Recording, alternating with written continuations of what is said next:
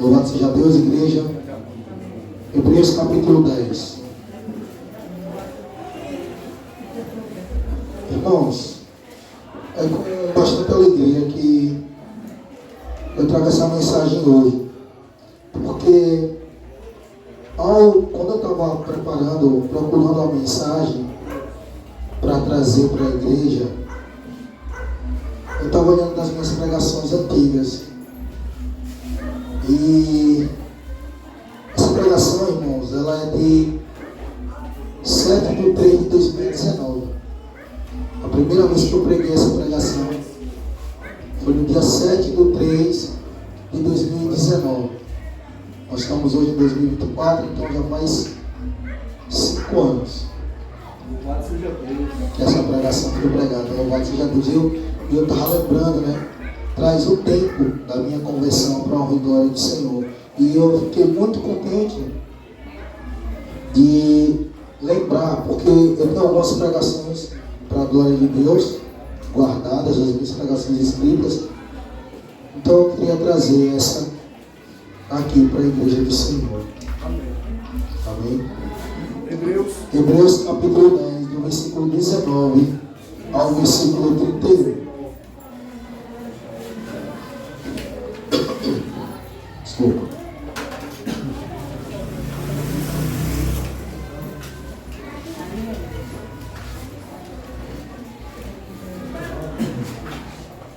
Amém?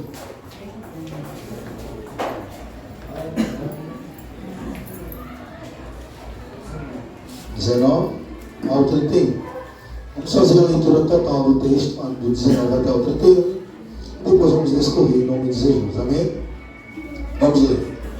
Tendo, pois, irmãos, intrepidez para entrar no Santo dos Santos, pelo sangue de Jesus, pelo novo e vivo caminho que Ele nos consagrou pelo véu, isto é, a sua carne, tendo um grande sacerdote sobre a casa de Deus, aproximemo-nos com sincero coração, em plena certeza da fé, tendo o coração purificado da má consciência e lavado o corpo com a água pura. Guardemos firmemente a confissão da esperança, sem vacilar, pois quem fez a promessa é fiel. Consideramos-nos também uns aos outros, para nos estimularmos ao amor e às boas obras. Não deixemos de congregar como é costume de alguns. Antes, façamos as demonstrações, tanto mais quando vedes que o dia se aproxima. Porque se vivermos deliberadamente no pecado, depois de termos recebido o pleno conhecimento da verdade, não nos resta sacrifício pelos pecados. Pelo contrário, certa expectação horrível de juízo e fogo vingador prestes a consumir os adversários. Sem misericórdia morre pelo depoimento de 2 ou 3 testemunhas quem tiver rejeitado a lei de Moisés. De quanto mais severo castigo julgais, vós será considerado digno aquele que calcou aos pés o Filho de Deus e profanou o sangue da aliança, com o qual foi santificado e ultrajou o Espírito da graça.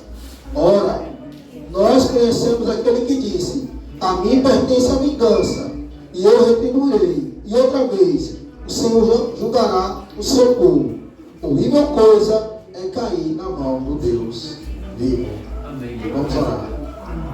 Soberano Deus eterno, Pai, Deus Todo-Poderoso, é com muita alegria, Senhor, que hoje eu trago essa palavra mais uma vez ao meu coração, no coração da igreja.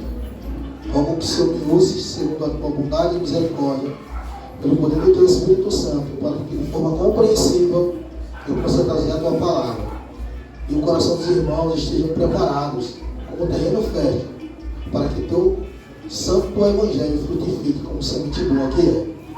O teu nome seja glorificado e engrandecido, Senhor, através da edificação de toda a tua igreja. Que haja salvação, iluminação e compreensão, para a glória do teu santo nome, em nome de Jesus. Amém. Louvado seja Deus. Irmãos, deixa eu botar aqui.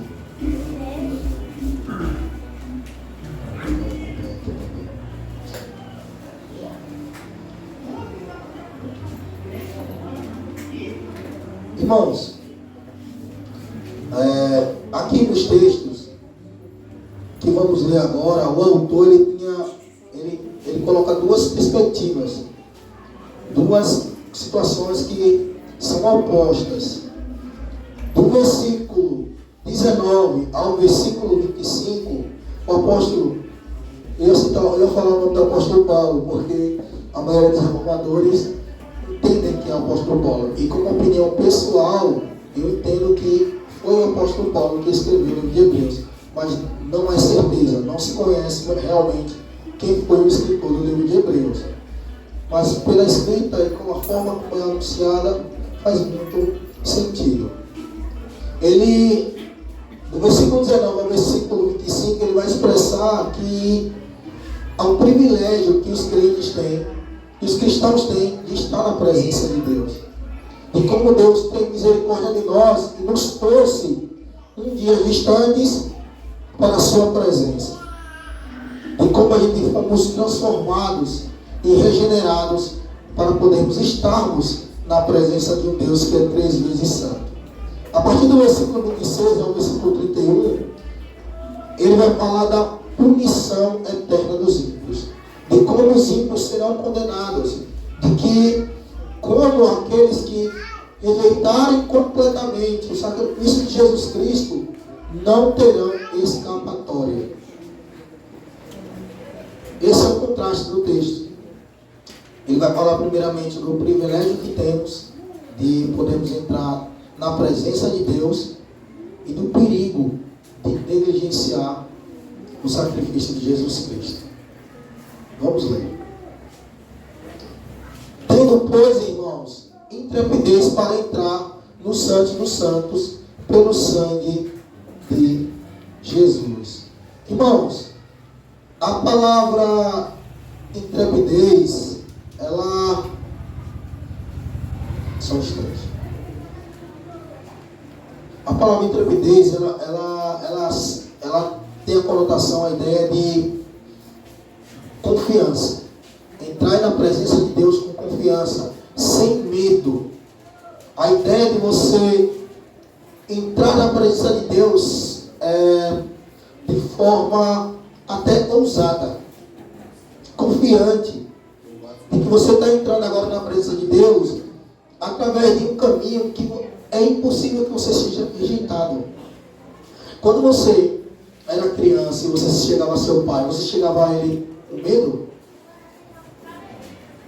A ideia é que você chega com seu pai, respeito. Sim, é diferente. Mas a gente não chega aos nossos pais. Principalmente a ideia aqui é que nós somos crianças, né? No sentido de Deus ser um Deus eterno, todo-poderoso. Perto de Deus não somos nada. E que, se compararmos até a nossa idade humana ao tempo da nossa conversão, somos como crianças no Evangelho. Que caminhamos, estamos caminhando. Então, é que a gente, quando a gente vai entrar na presença de Deus, na presença do nosso Pai, a gente entra com confiança, sem temor. Porque se você chegar na presença de Deus temeroso, e na hora que você for orar, Deus não vai ouvir a sua oração. Você tem que entrar com intrepidez no Santos, porque você tem autoridade por isso, porque você está entrando no Santo dos Santos através do sangue de Jesus Cristo. Não é as suas obras, não são os seus méritos que vão conduzir você ao Santo dos Santos, mas você entra lá porque Deus aceitou o sacrifício do seu Filho. Ele morreu na cruz para que pudéssemos entrar de uma vez por todas no Santos dos Santos. Como está escrito em Efésios 2, 18, que diz assim: porque por ele temos amplo acesso ao Espírito. Assim, já não sois estrangeiros e peregrinos, mas concidadãos dos santos e sois família de Deus. Aleluia. Irmãos, você deve entrar na presença de Deus com confiança, porque um dia realmente você esteve longe de Deus. Mas, através do sangue de Cristo na cruz, você foi tornado filho de Deus. Você não é mais estrangeiro ou peregrino. Não, você agora é concidadão dos santos e família de Deus. Irmão, você tem entendimento do poder que é poder se tornar família de Deus. É uma família extremamente superior à nossa da terra. Extremamente elevada. Irmãos, a nossa família a gente pode até escolher, entre aspas. Escolhemos a esposa que temos, ou escolhemos o marido que buscamos ter filhos e formar uma família. Mas nesse caso aqui é um ser infinitamente superior a nós, que nos escolhe com os nossos deméritos, porque quando Deus nos selecionou para sermos a sua família, Ele não olhou para cada um aqui e disse: eu tenho que ter essa pessoa na minha família. Que maravilha de pessoa, linda, só faz o bem. Oh, meu Deus, é impossível que eu não tenha. Não, anjo, vai lá. Espírito, chega lá, conversa com aquela pessoa, quero olhar para mim, ela é boa demais, eu não posso deixar ela na minha família, não. Não, Deus está lá, no alto e sublime trono, olhando para um charque de lodo, cada um de nós está enfurnado lá. Aí Ele pega, cada um, lava e bota em outro lugar. Aleluia. Aqui foi tirado do charque de lodo, da imundícia do pecado. É nessa alegria que você tem que viver.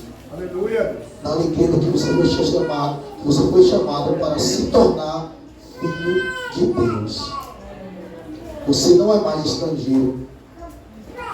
Você é um cidadão, família do Senhor. Okay?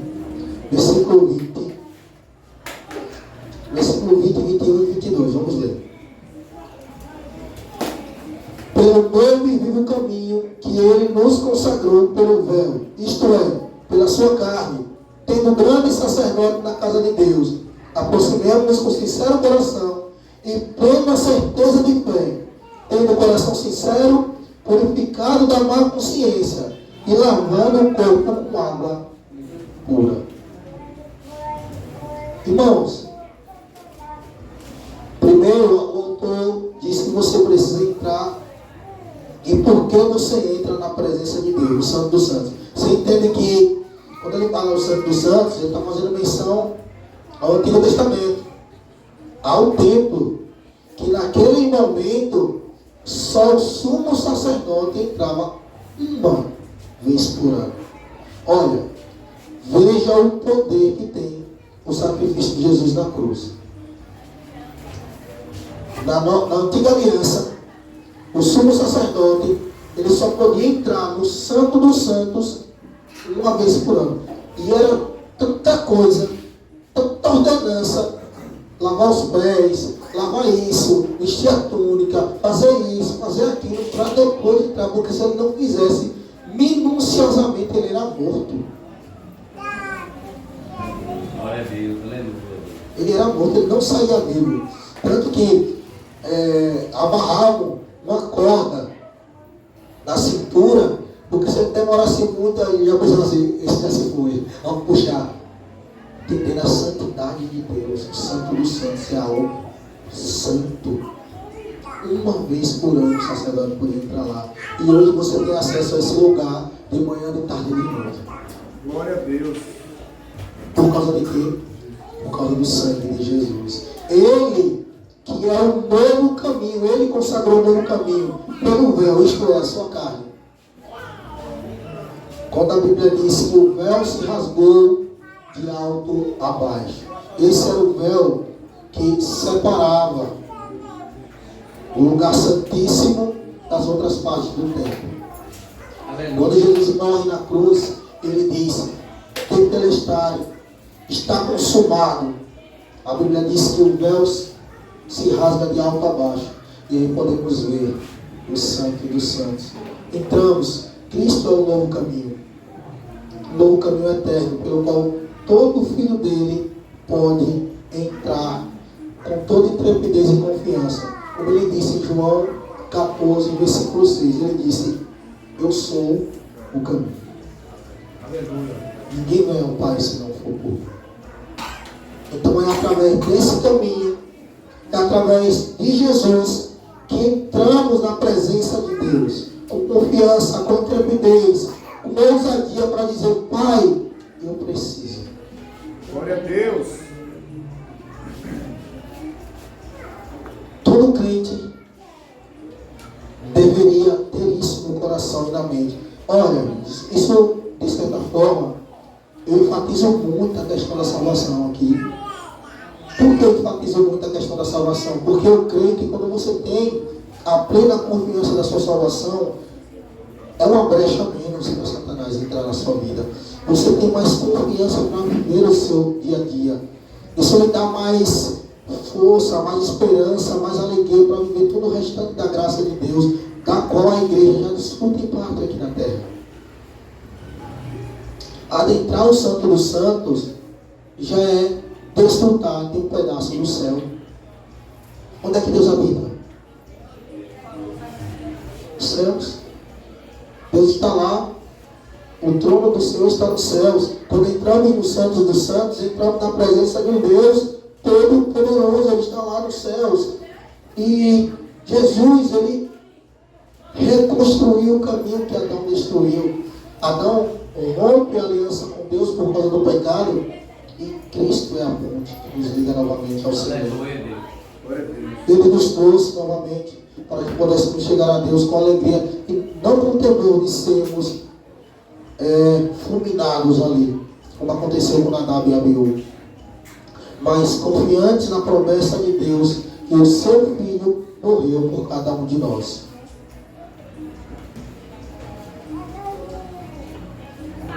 E tendo um grande sacerdote na casa de Deus.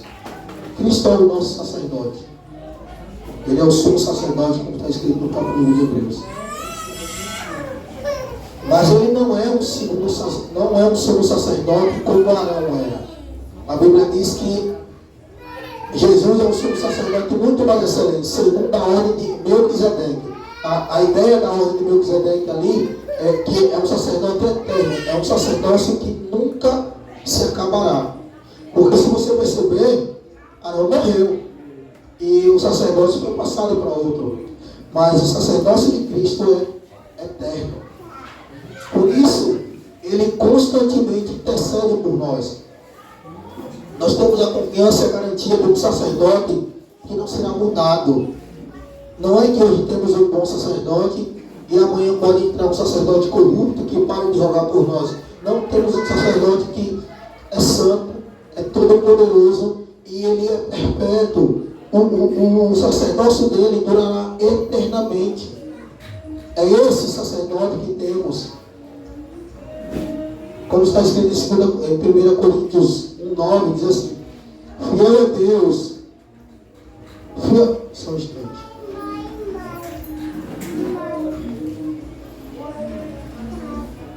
Não, como está escrito em Hebreus 7:19, diz assim: pois pela lei, nenhuma coisa se aperfeiçoou, e não, senão a introdução de uma melhor esperança, pela qual cheguemos a Deus.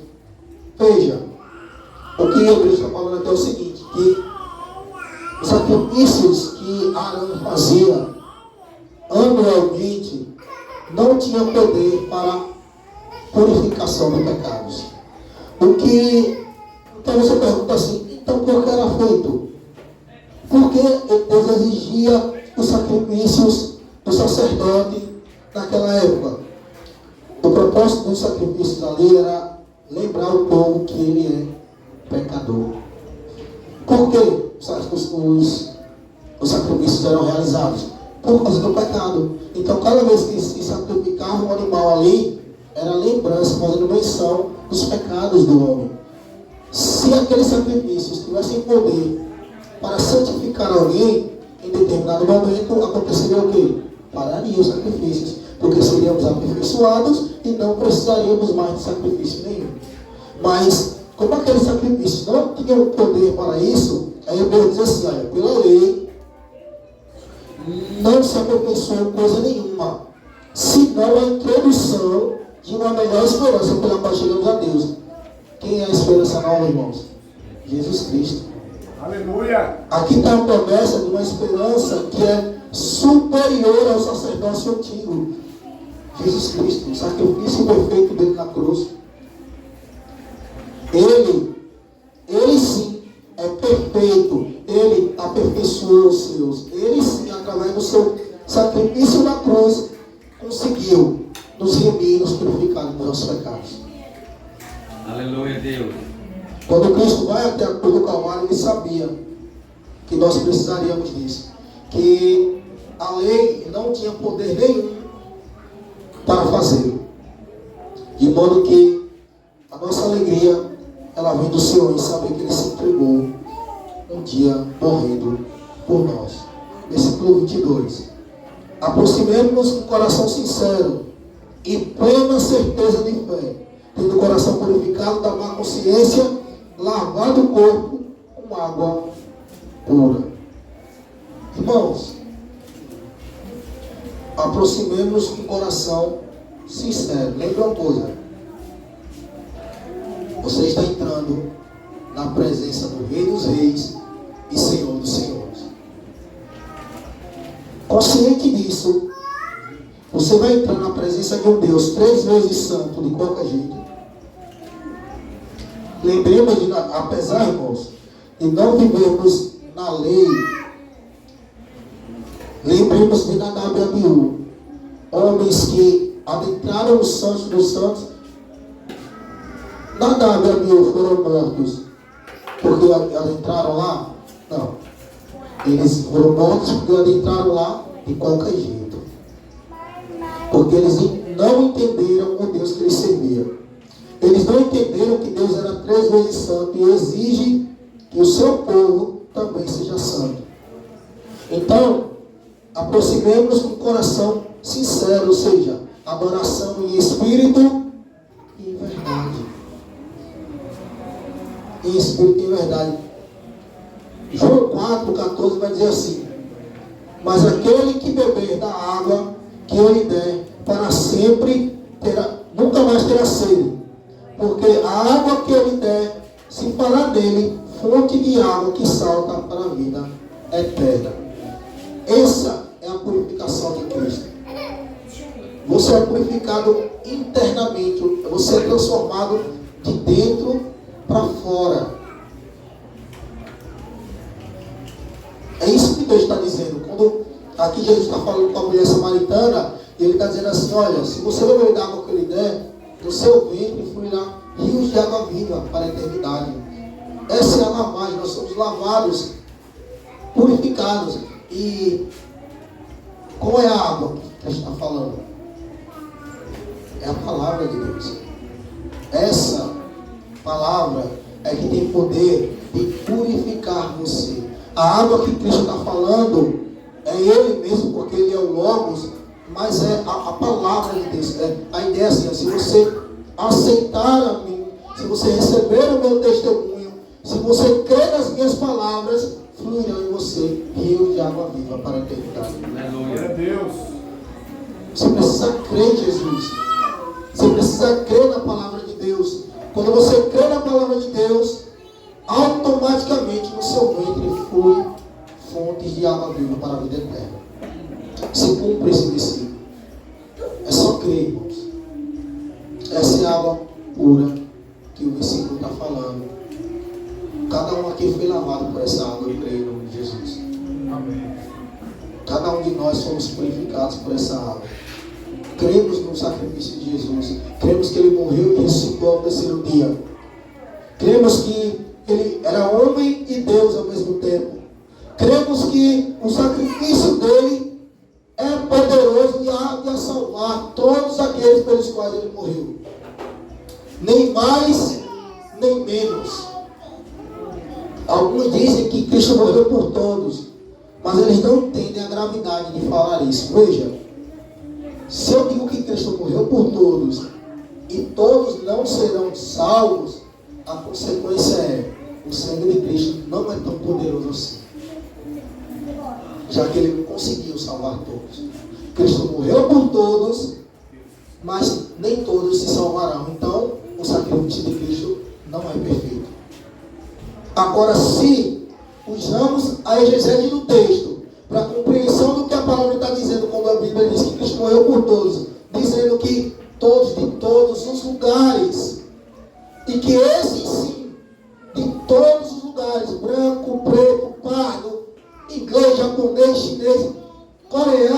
todos, de todas as nações, de todas as línguas, de todos os povos, esses serão salvos, todos pelos quais Cristo morreu. Porque o sangue da aliança é perfeito. Eu não consigo conceber a mentalidade de alguém dizer que Cristo morreu por todos, mas todos não serão salvos. É dizer que Cristo morreu em vão, de certa forma, porque se Ele morreu por mim, mas eu não vou ser salvo, que poder é esse aqui no meu coração? Isso não faz sentido, irmão. Cristo morreu por muitos, e esses muitos virão a Deus. Cristo determinou que Ele tem apriscos, Ele tem as suas ovelhas, e Ele profetizou sobre nós. Cristo disse: olha, eu tenho ainda algumas ovelhas que não são desse aprisco, não são dos judeus, somos nós gentios. Cristo morreu por mim e por você. Aleluia. Então afastemos da má consciência, lavando o corpo com a água, ou seja, lendo a palavra, crendo no Evangelho que você ouve, crendo que a palavra de Deus ela é santa e poderosa. Ela é poderosa para salvar cada um de nós. Cristo morreu por muitos, e todos esses muitos serão salvos. Nenhum se perderá, disse Jesus. Amém? Vamos ler, versículo 23. Guardemos a confissão da esperança, sem vacilar, pois quem fez a promessa é fiel. Irmãos, se você duvidar dessa promessa, você está colocando à prova um dos caracteres de Deus. Você sabia disso? Que quando alguém diz assim: eu não tenho tanta certeza não disso, você está colocando à prova um dos caracteres de Deus, que é a imutabilidade. Que Deus não pode mentir. Então, você duvidar que Cristo padeceu todas aquelas enfermidades, levou sobre si as nossas dores, Deus se fez carne, habitou no meio do homem, foi rejeitado, cuspido, blasfemado, açoitado, crucificado, e Ele mesmo confirmou quando disse assim: tetelestai, está confirmado, eu paguei. Então, quando você pensa, quando você duvida dessa promessa, você está duvidando da imutabilidade de Deus, que disse que Ele salvou você. Aleluia, Deus. Ele salvou você. Guardemos com firmeza a confissão da esperança. Qual é a sua esperança? Você vem aqui domingo, você vem aqui às quintas, você leva o mundo aí fora, você bota o seu joelho no chão e ora a Deus. Por quê? Qual é a sua esperança? Aleluia, Jesus. Se não é a vida eterna. Glória a Deus. Se você não tem ciência de que quando Cristo voltar, você vai habitar num lugar que é difícil nomear, é difícil você descrever de tão extraordinário. A Bíblia diz que o nosso coração, o nosso olho, jamais viu tamanha beleza do que está reservado para aqueles que aguardam no Senhor. Aleluia. As ruas são de ouro. É claro que você não precisa entender, irmãos, que as ruas são de ouro. A ideia ali é que é um lugar como você nunca viu. Imagina o lugar mais belo da terra. Não chega nem perto do que é os novos céus e a nova terra. Não chega nem perto. A Bíblia diz, você abre o Google, você pode ver lá vários paraísos. Meu Deus, você se impressiona com a criação de Deus. A criação de Deus é maravilhosa, é muito linda. Eu acho muito bonito os arquipélagos, as ilhas.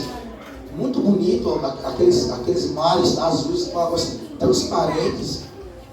Mas, irmão, a Bíblia diz que nosso olho nunca viu que Deus tenha reservado para nós no reino de Deus. É impressionante, irmãos. Eu fico imaginando lá com os irmãos, jogando uma bola, conversando com os irmãos sobre Deus.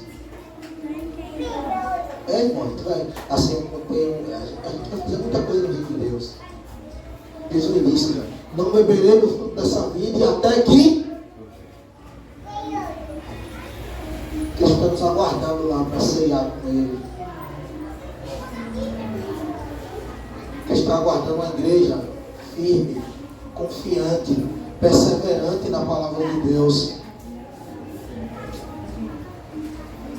1 Coríntios 9 diz assim, não precisa abrir: fiel é Deus, pelo qual foste chamados para a comunhão do seu Filho Jesus Cristo, nosso Senhor. Fiel é Deus, que chamou você para a comunhão com Jesus. Fiel é Deus. Nós cremos num Deus que não pode mentir, nós cremos num Deus que é imutável. A Bíblia diz que Ele é o mesmo ontem, hoje e para sempre. Esse é o Deus que nós vemos aqui, nós saímos de nossas casas, nos reunimos, louvamos, comemos e bebemos na presença desse Deus Todo-Poderoso, que criou todas as coisas. Ele é confiável. Deus é confiável, confie em Deus. Glória a Deus. O pregador não é o pregador que está garantindo a sua salvação. Não é o pregador que fez as promessas. Foi Deus que fez. Aleluia, Jesus. Deus é fiel. Ele chamou cada um de nós para a comunhão com seu Filho, Jesus Cristo.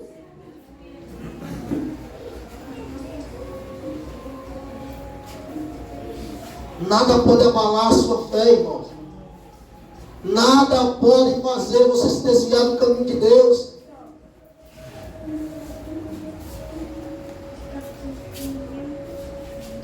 Não é somente que as dificuldades não podem, que elas realmente não têm poder para isso. A Bíblia diz que nem a morte, nem a vida, nem os anjos, nem demônios, nem principado, nem potestade, nem altura, nem largura, nem profundidade, nem o que há de vir, nem o porvir, nem as coisas do presente, nem a fome, nem a espada. Nada pode nos separar do amor de Deus que está em Cristo Jesus. Você não pode desconfiar dessa promessa. Glória a Deus. Guardemos firme a nossa confissão de fé, a nossa esperança, sem vacilar, pois quem prometeu foi Deus.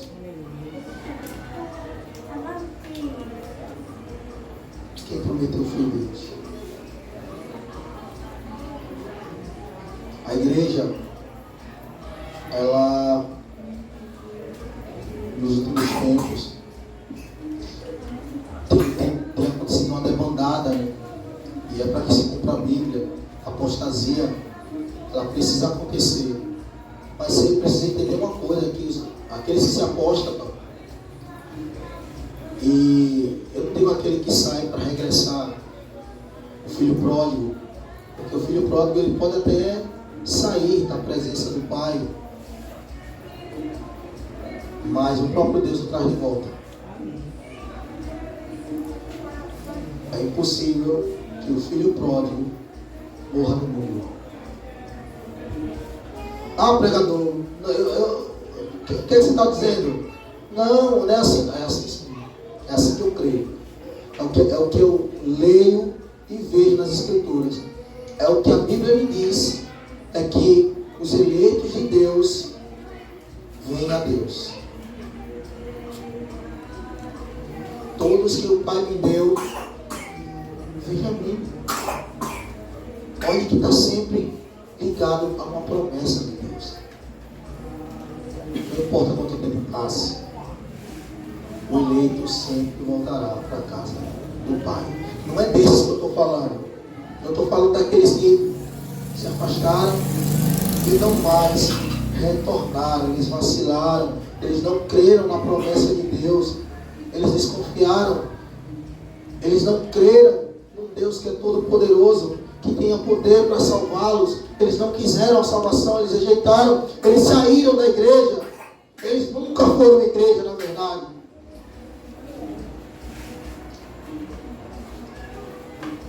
A igreja tem um Deus fiel, tem um Deus que pode todas as coisas.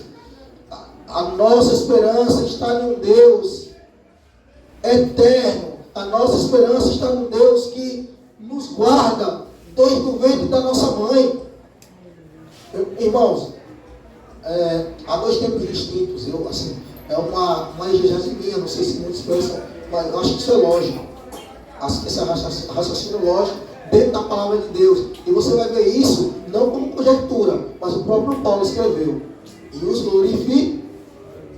glorificou. Era o nosso tempo aquilo ali? Não, era o tempo de Deus. Para Deus, os eleitos dele já estão glorificados. Há dois tempos decorrentes. O tempo natural, que é o que vemos, que decorre a nossa vida. Mas para Deus, nós já somos salvos desde antes da gente nascer. Assim como Paulo foi escolhido desde o ventre da mãe dele, cada um de nós aqui fomos do mesmo jeito. Às vezes você se impressiona com Paulo e diz assim: nossa, Paulo foi escolhido desde o ventre da mãe dele. Nossa, que homem! Nossa, como Paulo era. Realmente, Paulo era um homem extraordinário, humanamente falho, mas um homem extraordinário. Mas da mesma forma que Paulo foi escolhido no ventre da mãe dele, eu também fui. Você também foi. Se você é um eleito de Deus, você foi escolhido antes da fundação do mundo. É assim o nosso Deus. Ele não predestinou você para a vida eterna, olhando as suas bondades, os seus méritos. Não, Ele predestinou você à vida eterna, apesar das suas malignidades. Amém? Vamos ler o versículo 24 e 25. Consideramos-nos também uns aos outros, para nos estimularmos ao amor e às boas obras.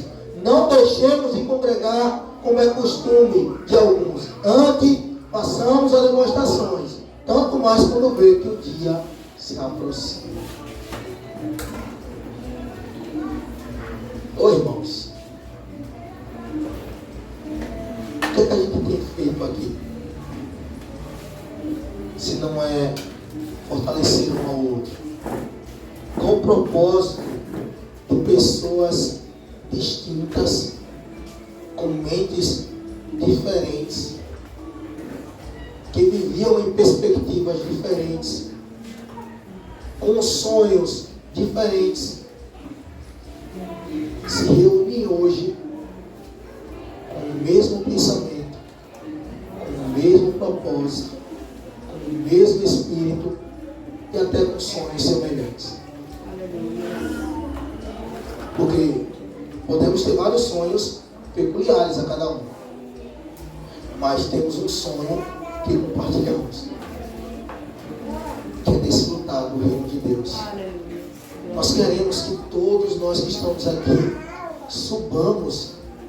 Eu tenho certeza disso, que a alegria, irmãos, quando a gente estiver lá no reino de Deus e olhar, e vocês também olharem uns para os outros, e de longe: irmão, estou aqui. Correr, abraçar um ao outro.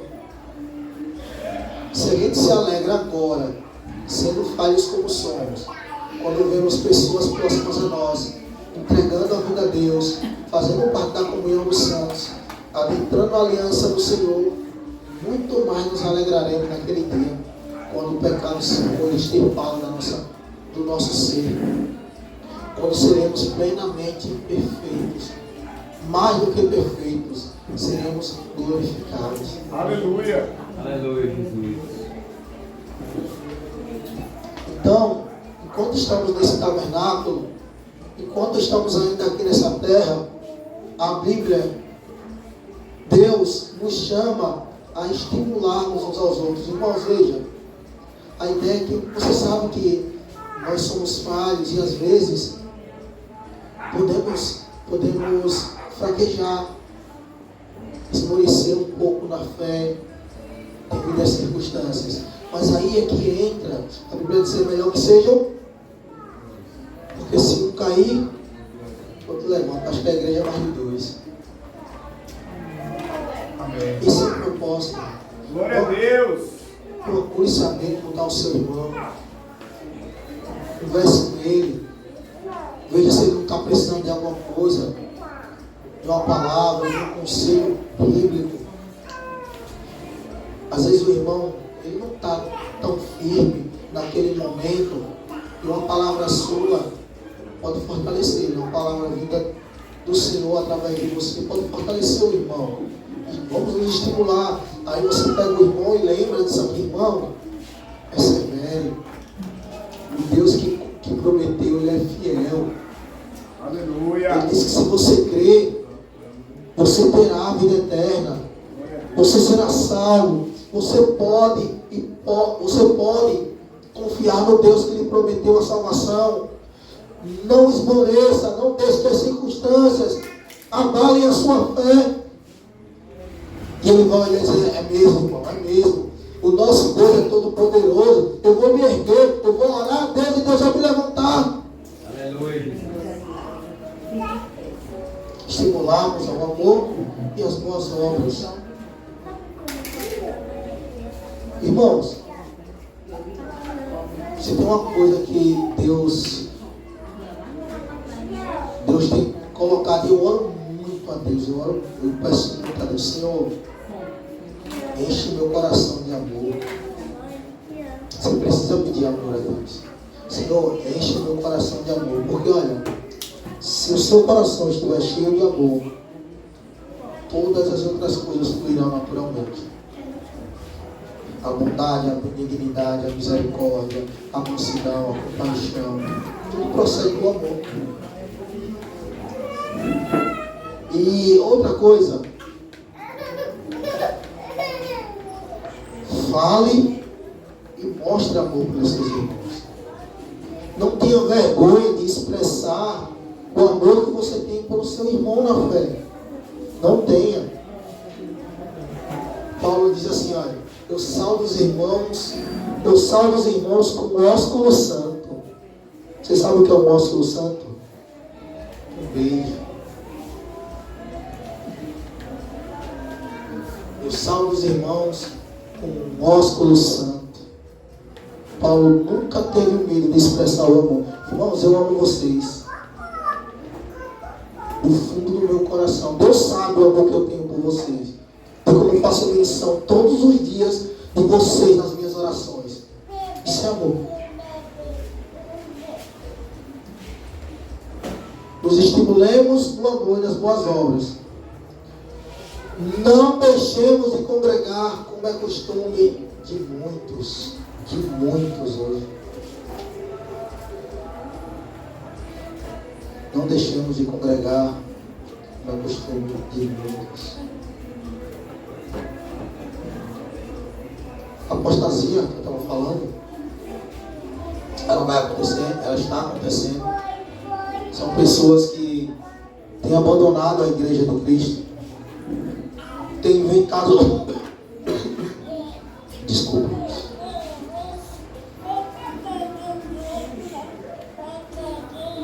têm inventado as suas desculpas para se afastarem de Deus,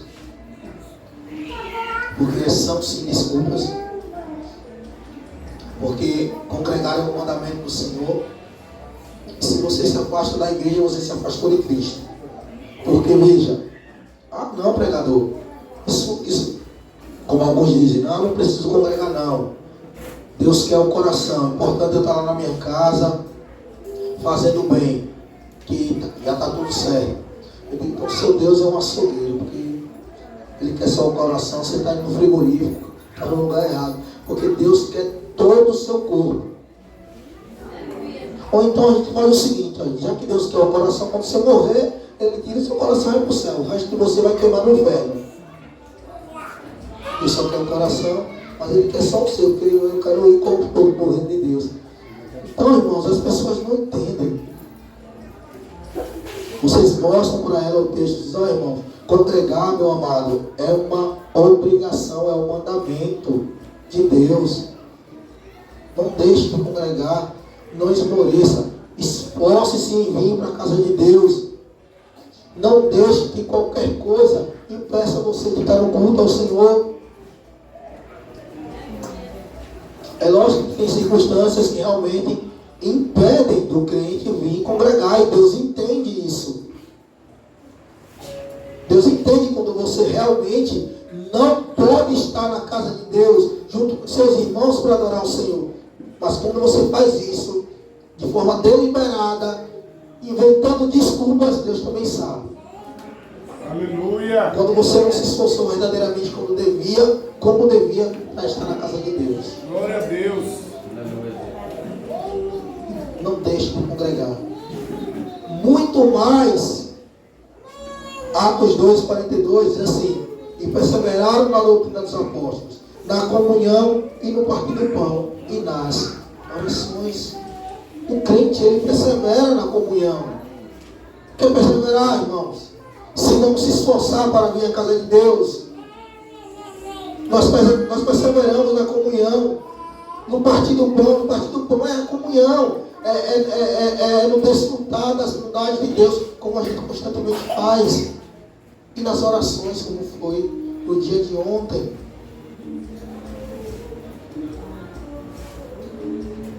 Romanos 13:11 diz assim: e isto digo, conhecendo o tempo, que já é a hora de despertarmos desse sono, porque a nossa salvação está agora mais perto do que quando aceitamos a fé. Amém. Glória a Deus. Irmãos, outra coisa que lhe deve dar combustível para a sua vida cristã é a seguinte: olha, cada dia que passa, a sua salvação está mais próxima. Não é que a sua morte está mais próxima, é a sua salvação que está mais próxima. O crente, o que a próxima etapa da vida do crente, irmãos, eu sei que todo mundo vai morrer, mas escatologicamente, quando você olha a Bíblia, a próxima etapa da vida do crente é a salvação. Glória a Deus. A Bíblia não diz que morreu sem juízo? Morreu, vida eterna. Onde Elias está lá agora, desfrutando, Isaías, o apóstolo Paulo, Jeremias, nós vamos ver esses homens.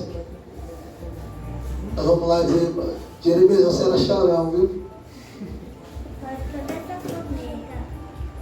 Entendeu? É isso, irmãos. É a alegria que nos concede o gás, o combustível para a caminhada cristã, compreendendo que, entendendo os tempos.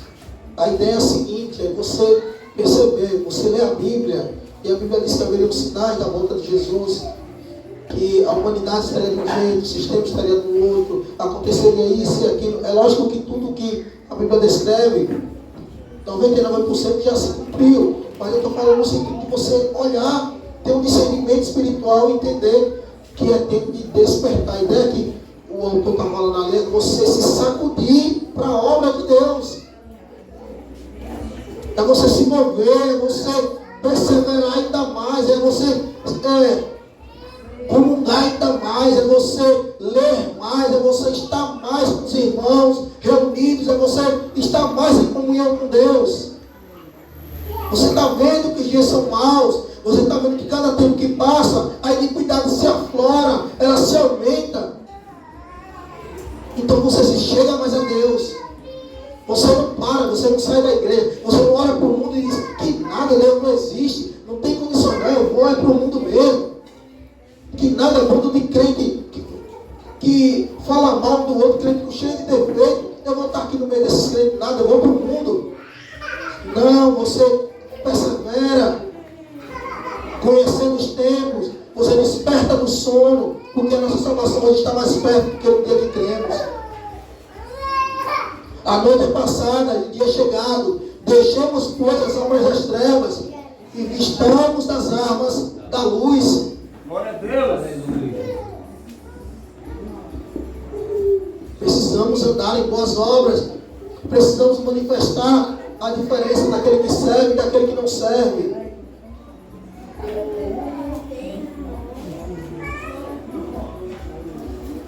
A debandada vai acontecer. Olha, irmãos, a apostasia é algo assim, ela pode acontecer do seguinte. Eu já falei algumas vezes, você quer essa mulher porque ela tem se envolvido muito, né? Ela quer se envolver em escândalos, em polêmicas. E eu nunca vi a Bíblia se cumprir assim. Um versículo, outro versículo e outro versículo. Como tem se cumprido na vida dessa senhora? A Bíblia diz assim que, de modo que o segundo estado é pior que o primeiro. Os demônios, a pessoa vem para Cristo, começa a ouvir a palavra de Deus. Entenda, o diabo não consegue discernir pensamentos. O diabo ele não consegue discernir pensamentos. Então, se alguém começa, muitas vezes, a andar no caminho de Deus, ele pode sim sair dessa pessoa. A Bíblia diz que saiu, perambulou pelo mundo, não achando morada, voltou e encontrou a casa vazia e organizada. Mas quando voltou, ele não voltou só, voltou com sede. E o estado daquela pessoa se torna pior do que o primeiro. Irmãos, você viu que a senhora Urashi fez agora? Cortou a língua no meio, transformou a língua em uma língua de cobra, chama língua bifurcada, com o intuito de fazer as abominações. Aí veja se não é apostasia. A apostasia não são de pessoas que são crentes. O crente vai se apostatar? Não, o crente não se apostata. A apostasia são aqueles que usam o nome de Deus, estavam em alguma congregação, ainda que essa congregação não fosse séria. Mas quando ela creu, ela usou o nome de Jesus. Ela disse, eu creio em Cristo. Até depois de voltar para as suas práticas abomináveis, ela disse que eu ainda tenho Cristo. Cristo ainda vai me salvar. Ela é só uma pessoa endemoniada. Era uma, agora são, sabe-se lá quantos demônios. Porque o estado dessa mulher realmente é pior do que o primeiro. Quando eu olhei, eu fiquei perplexo. Eu disse, meu Deus do céu, quanta loucura no coração do homem. É muita loucura.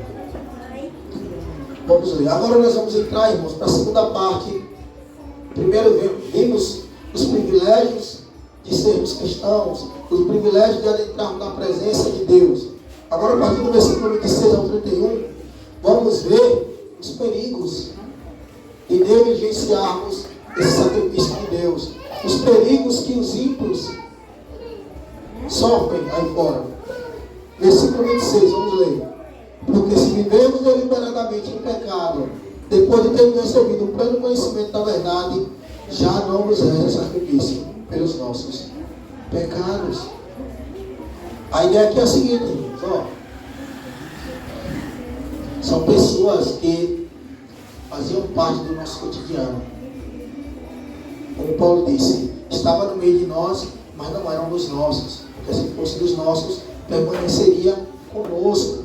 Essas pessoas, elas passam um tempo na igreja, algumas até permanecem na igreja até a volta de Jesus, fingindo serem cristãos, fingindo serem crentes, mas essas pessoas, elas continuam vivendo deliberadamente no pecado, mesmo depois de ter conhecido a palavra de Deus. A Bíblia diz que para essas pessoas não tem mais sacrifício.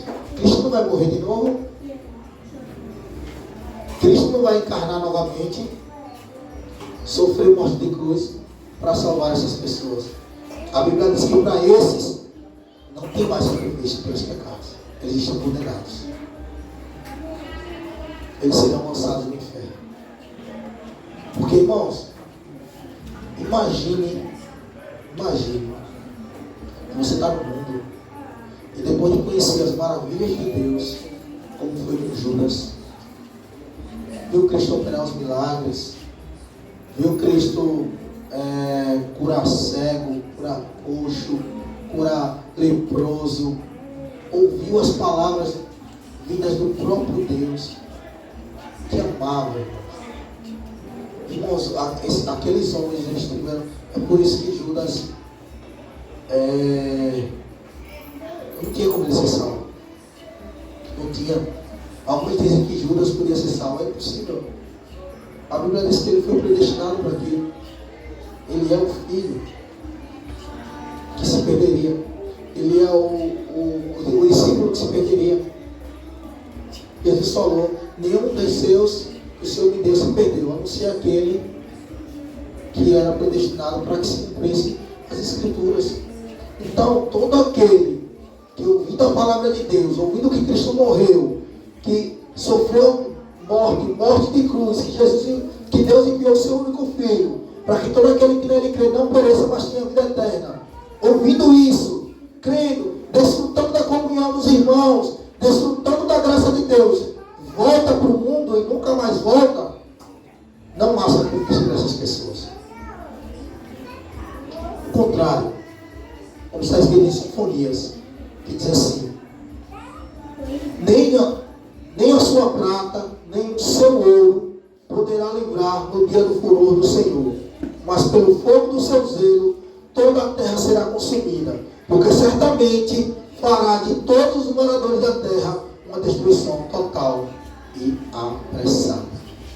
A ideia, irmãos, é a seguinte: que nada vai livrar essas pessoas do juízo de Deus. Nada que essas pessoas façam, nem as suas riquezas, nem a fama que eles têm, nem a influência que eles têm, nada vai livrá-los da ira do Cordeiro, que é apressada. Nem o ouro deles, nem a prata deles irá livrar eles do furor do Senhor. E olha, é interessante que o texto diz assim: pelo fogo do seu zelo. E a Bíblia diz que Deus é um Deus zeloso. A terra será consumida, porque certamente fará de todos os moradores da terra destruição total e apressada. E aqui eu quero fazer uma exegese do que já tinha falado anteriormente sobre a salvação. Olha o texto dizendo aqui, olha: porque certamente fará de todos os moradores da terra uma destruição. Deus vai destruir a igreja dele? Dá a palavra todos aqui. Deus fará de todos os moradores da terra uma destruição total. Então Deus vai destruir os ímpios e vai destruir a igreja lavada e remida no sangue do Filho dele? Não. O que Deus está dizendo aqui é que Ele pegará cada um das extremidades da terra, cada um que não creu em Jesus, cada um que negligenciou o sacrifício do seu Filho, de toda a parte do mundo, e destruirá. Esses sim serão destruídos, serão lançados, e o juízo deles é apressado.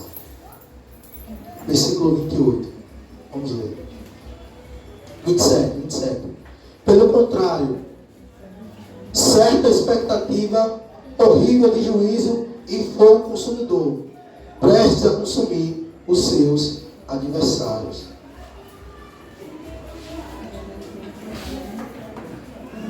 Então, irmãos, veja.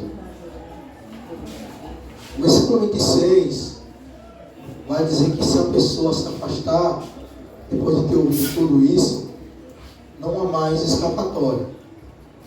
Não há mais escapatória. Porquanto depois de terem escapado, se depois de terem escapado das corrupções do mundo, pelo conhecimento do Senhor e Salvador Jesus Cristo, voltarem a serem envolvidos e vencidos, tornou-se o último estado pior que o primeiro, porque melhor lhes fora que nunca tivesse conhecido o caminho da justiça, porque depois de conhecê-lo, se desviar do santo mandamento de Deus. Meu irmão, é melhor, lembra que eu falei aqui um tempo atrás, que é melhor ser ateu, se bombardear no mundo, desfrutar dos prazeres desse mundo, entendendo que Deus não existe, do que entender que Deus existe e viver nesses mesmos pecados. Porque se você entende que Deus existe e mesmo assim vive na prática deliberada do pecado, você zomba de Deus. O ateu, ele é culpado, porque a Bíblia diz que a natureza manifesta que Deus existe, mas em compensação ele vive essa vida entendendo que não a Deus. Morreu, acabou. Mas contrapartida, a outra pessoa sabe que Deus existe, que Deus vai punir aqueles que assim procederem e mesmo assim vive. Então essa pessoa, ela zomba de Deus. Ela está escarnecendo da santidade do Senhor, da grandeza de Deus. Então era melhor que nunca tivesse conhecido o santo evangelho do Senhor, do que tendo conhecido, voltar para as imundícias. Amém? Vamos ler, versículo 28. Sem misericórdia morre pelo testemunho de 2 ou 3 pessoas, quem tiver rejeitado a lei de Moisés. Deuteronômio 17:2 diz assim: quando no meio de ti, em alguma das portas que te dá o Senhor teu Deus, se achar um homem ou uma mulher que fizeram mal aos olhos do Senhor teu Deus, transpassando do seu conceito, se for servir a outros deuses, se curvar a eles, ou ao sol, ou à lua, ou ao exército do céu, que eu não ordenei, e que fora denunciado, ouvires então bem, inquirirás, e eis que, sendo verdade, sendo que se fez abominação em Israel, então levará esse homem ou essa mulher que fez esse malefício às tuas portas, e tal homem e tal mulher será apedrejado até a morte. O que está dizendo aqui, irmãos, é o seguinte: na antiga aliança, na lei mosaica, quando alguém da congregação de Israel pecava contra Deus, ia a outros deuses, Deus ordenava que esse homem ou essa mulher fosse lançado para a porta, até as portas da tenda da congregação de Israel, lá de fora, fosse apedrejado até a morte. Aí o texto aqui em Hebreus vai dizer assim: sem misericórdia morre pelo depoimento de 2 ou 3 pessoas, qualquer um que tiver rejeitado a lei de Moisés. Vamos ler o versículo 29. De quanto mais severo castigo julgais, vos será concedido digno aquele que calcou aos pés do Filho de Deus e profanou o sangue da aliança, o qual foi santificado e ultrajou o Espírito da graça. Irmãos, olha para cá. Se quebrando a lei de Moisés, tendo 2 ou 3 testemunhas, a pessoa era afastada da congregação e apedrejada até morrer. Aí, a pergunta que Deus está fazendo é: se o juízo para esse comportamento, para com a lei de Moisés, era ser morto, apedrejado, o que é que merece aqueles que rejeitarem a graça de Deus? Que rejeitarem o sacrifício do seu filho na cruz. Aqui, irmãos, aqui eu já vejo um combate direto ao aniquilacionismo. O aniquilacionismo diz que o homem vai morrer e vai ser evaporado, vai desaparecer da existência. Deus não vai deixar ninguém sofrendo eternamente. Não. Morreu, a punição é desaparecer da existência. Mas se o texto, se realmente fosse verdade, porque aqui está falando de punições distintas. Deus está elevando a punição para todo homem e toda mulher que negar a Cristo. Ele está dizendo assim: olha, se a lei de Moisés, se negar a lei de Moisés, leva a punição da morte por apedrejamento, o que é preciso fazer? Como é que deve ser punido aquela pessoa que nega Jesus? Ser apagado. A lei de Moisés mata apedrejado. Sente dor. Quem morre apedrejado morre como alguém que dorme? Não, é uma dor horrenda morrer apedrejado. Se o sofrimento que a lei de Moisés traz é ser apedrejado até a morte, imagina a agonia, a dor, o sofrimento até você realmente morrer. Aí vem alguém e diz que Deus vai apagar a pessoa da existência. A Bíblia está dizendo aqui que muito pior vai ser o castigo daqueles que rejeitaram o Filho de Deus. Volta vão sofrer dores que nunca pensaram em ter aqui nessa terra. Dor de cabeça, dor de ouvido, dores e enfermidades que passaram aqui vai ser fichinha do que eles vão sofrer no inferno. Aleluia, Glória a Deus. O inferno é o lugar que tem essas trevas. A menção que a Bíblia faz do inferno é de um lugar que queima eternamente. Se o fogo vai queimar o nada, o fogo vai queimar eternamente e não vai ter ninguém lá queimando. Não, o que a Bíblia diz é que as pessoas que negarem, que rejeitarem o sacrifício do Filho de Deus, que profanarem o sangue da aliança, que foi santificado, essas pessoas vão arder no inferno por toda a eternidade. O bicho nunca vai morrer. A ferida nunca vai cicatrizar. Não tem amigo, não tem mãe, não tem pai, não tem nada que possa aliviar a dor dessas pessoas. Irmãos, é um lugar horrível. O inferno é a total, completa ausência de Deus. É um lugar onde você vai estar completamente. Hoje, o ser humano está parcialmente separado de Deus. Mas no dia do juízo eterno, quando morrer, eles vão para o inferno e lá é a total e completa separação de Deus. O inferno é horrível. O inferno é horrível. Ah, pregador, mas ninguém nunca voltou de lá para dizer que é horrível. E você também não vai voltar de lá. É uma prisão sem muros. Eu fico imaginando as pessoas correndo como malucos, buscando, correndo, procurando fronteiras. E não achar. Pessoas amontoadas, sofrendo. No inferno não vai ter ninguém assim. Vai aqui, Deus, deixa eu consolar você. Não vai ter tempo não. A dor é tão grande que você não vai pensar nem no outro. Você não pensou aqui, quando estava bem, feliz, às vezes com muito dinheiro, que nem o rico. Eu via Lázaro lá, nunca pensou em Lázaro. Lázaro, entra aqui, vou cuidar de você, eu sou muito rico, vou cuidar de você. Aí lá no inferno, vai cuidar um do outro. Mas não. O inferno é o pior lugar que existe. Deus preparou o pior lugar que existe para essas pessoas que não andaram em santidade, que não perseveraram na comunhão dos santos e na doutrina dos apóstolos, que não congregaram como era o costume da igreja, mas se afastaram como o costume de muitos.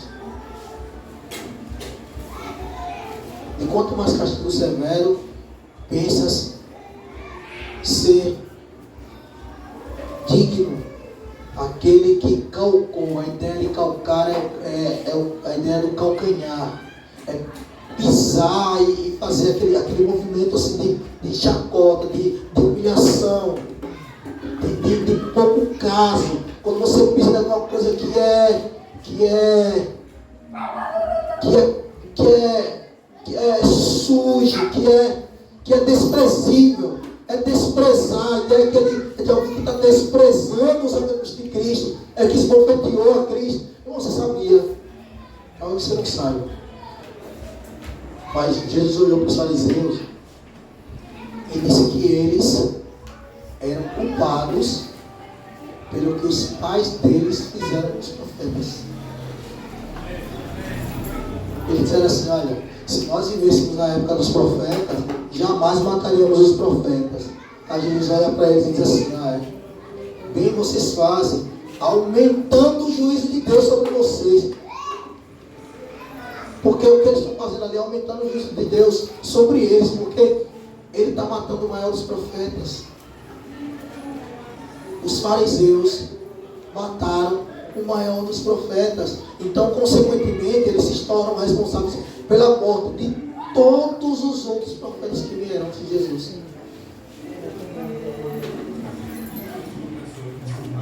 Essas pessoas que negaram Jesus, se tivesse lá na época, pediriam: solta Barrabás.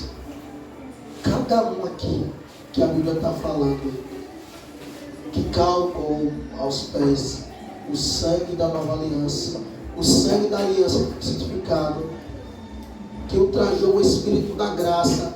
Se tivesse naquela vida na época de Jesus, diria: vocês querem que solte quem? E eles gritariam: solta amarra mais. Nós queremos o ladrão, nós queremos o homicida. É isso que essas pessoas diriam. E por isso elas são tão culpadas como aquele povo naquela época. É assim que eles serão julgados. É assim que eles serão punidos. É por isso que a punição é eterna, porque Deus é eterno, a punição é eterna, o inferno é eterno.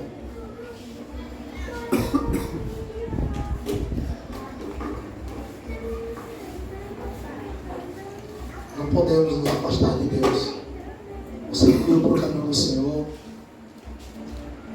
firme-se nele. Olha os tempos.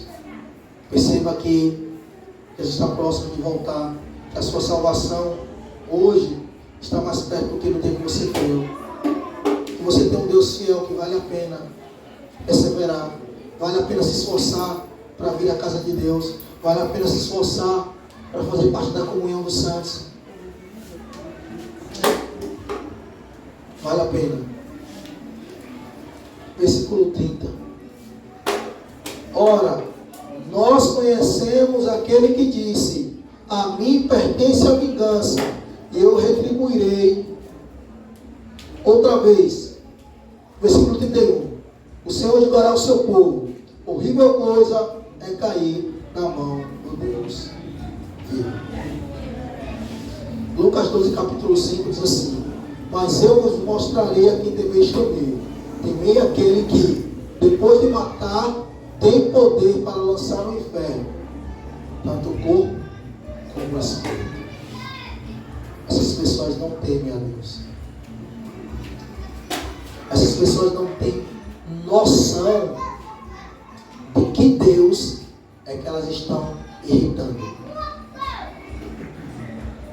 Não é Buda, não é Maomé, não é Alá, não é Mahatma Gandhi, não é o juiz desse momento, não é o presidente, é o Deus Todo-Poderoso, que tem olhos como chamas de fogo, e Ele retribuirá. A mim pertence a vingança, e eu retribuirei, diz o Senhor. Você pode até ver os ímpios desfrutando de coisas boas agora, mas Deus punirá eles cabalmente naquele dia.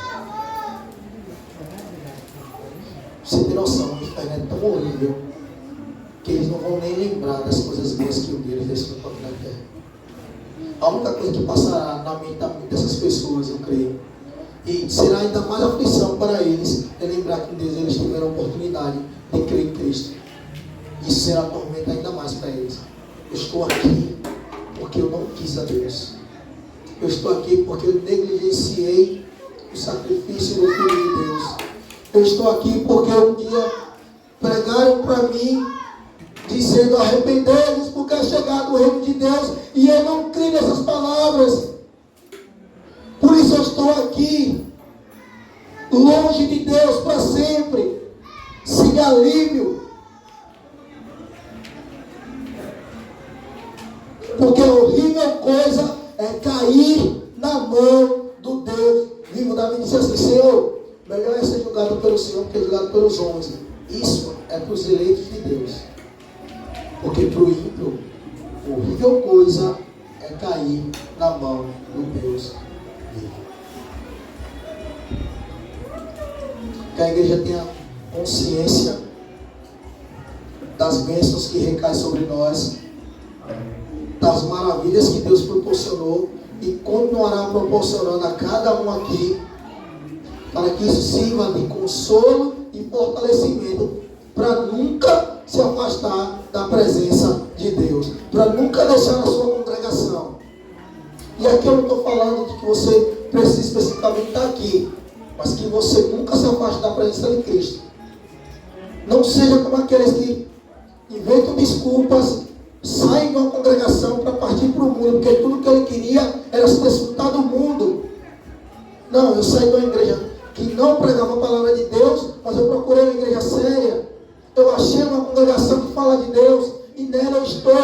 estarei para todos vocês. Paulo te diz, não permaneça na congregação que é mais próxima da sua casa.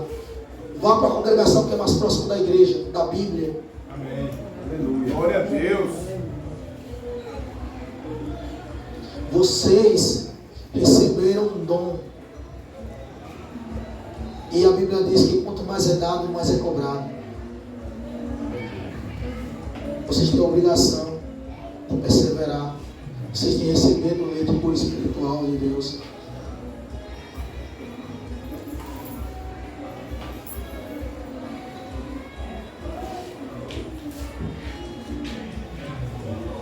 Eu quero encerrar lá no versículo 19. Vamos à igreja.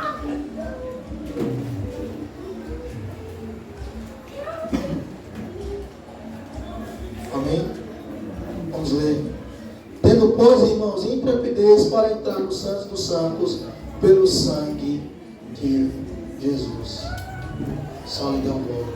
Graças a Deus. Louvado seja Deus.